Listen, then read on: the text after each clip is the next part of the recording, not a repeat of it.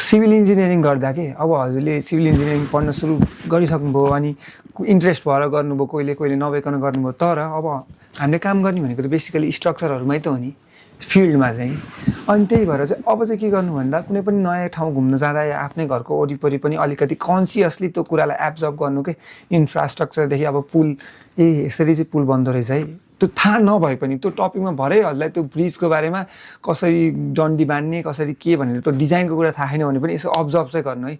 अनि consciously observe गरेर त्यसलाई एब्जर्भ गरेर अनि चाहिँ यस्तो रिसर्चहरू अलिअलि हेर्दै अब खोला देख्नुभयो, कतैपट्टि अब ड्यामतिर जानुभयो भने, हाइड्रो पावर जानुभयो भने यस्तो हुँदैछ, भित्रै नछिए पनि बाहिरैबाट चाहिँ यो स्ट्रक्चरको नाम चाहिँ के होला है भनेर पछि त अब त्यो कुरा अभियसली हजुरले पढिहाल्नुहुन्छ। त्यो सब्जेक्ट आएपछि या त्यसमा इन्ट्रेस्ट एक्सपर्टै बन्नु छ भने पनि त्यही कुराको बारेमा मात्र पढ्नुहुन्छ हजुरले।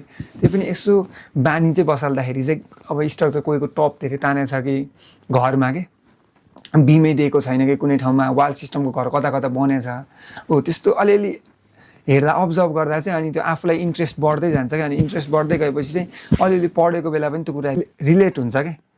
अनि त्यो रिलेट भइसकेपछि चाहिँ अब हजुरलाई यस्तो रहेछ है भनेर इन्ट्रेस्ट बढ्दै जान्छ अनि झन् सजिलो हुन्छ कि पढ्नको लागि, अनि रमाइलो पनि हुन्छ है त। धन्यवाद।